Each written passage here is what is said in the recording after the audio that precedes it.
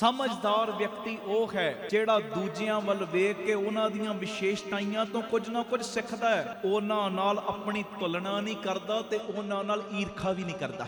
ਮੰਨ ਲਓ ਕੋਈ ਗੁਣਾਂ 'ਚ ਵੱਡਾ ਮਿਲ ਗਿਆ, ਵੱਡਾ, ਉਹਦੇ ਨਾਲ ਤੁਲਨਾ ਨਹੀਂ ਕੀਤੀ, ਉਹਦੇ ਵੱਡੇਪਨ ਨੂੰ ਆਪਣੇ ਅੰਦਰ ਈਰਖਾ ਦਾ ਰੂਪ ਵੀ ਨਹੀਂ ਆਉਣ ਦਿੱਤਾ। ਉਹਦੇ ਵੱਡੇਪਨ ਵੱਲ ਵੇਖ ਕੇ ਉਹਦੀਆਂ ਜਿਹੜੀਆਂ ਵਿਸ਼ੇਸ਼ਤਾਈਆਂ ਉਹਦੇ ਤੋਂ ਸਿੱਖਦਾ। ਇਹ ਕਿਹੜੇ ਗੁਣ ਧਾਰਨ ਕੀਤੇ ਹੋਏ ਨੇ, ਕਿਹੜੇ ਗੁਣਾ ਕਰਕੇ ਅੱਗੇ ਜਾ ਰਹੇ, ਉਹ ਗੁਣ ਕੈਪਚਰ ਕਰਦਾ। ਅਸੀਂ ਬਸ ਆਹ ਚੀਜ਼ ਆਪਣੇ ਅੰਦਰ ਰੱਖਣੀ ਹੈ। ਜੇ ਸਾਨੂੰ ਕੋਈ ਗੁਣਾ ਤੋਂ ਵੱਡਾ ਮਿਲਿਆ ਨਾ, ਉਹਦੇ ਵੱਲ ਵੇਖ ਕੇ ਸੜਨਾ, ਈਰਖਾ ਨਾ ਕਰ, ਤੁਲਨਾ ਨਾ ਕਰ, ਉਹਦੇ ਗੁਣਾਂ ਨੂੰ ਕੈਪਚਰ ਕਰ।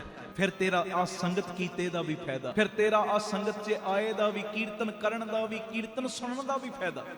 ਤੇ ਜੇ ਗੁਣਾਂ ਵੱਲ, ਵੱਡੇ ਵੱਲ ਵੇਖ ਕੇ ਸੜਨਾ ਹੀ ਹੈ, ਫਿਰ ਮਾਫੀ ਦੇਣਾ। ਗੁਰੂ ਪਿਤਾ ਕਹਿਣਗੇ ਤੂੰ ਕੰਨਾਂ ਰਾਹੀਂ ਬਸ ਸੁਣਿਆ, ਅਮਲੀ ਜਾਮਾ ਨਹੀਂ ਪੜਾਇਆ। ਆਖੋ ਧੰਨ ਗੁਰੂ ਰਾਮਦਾਸ ਜੀ।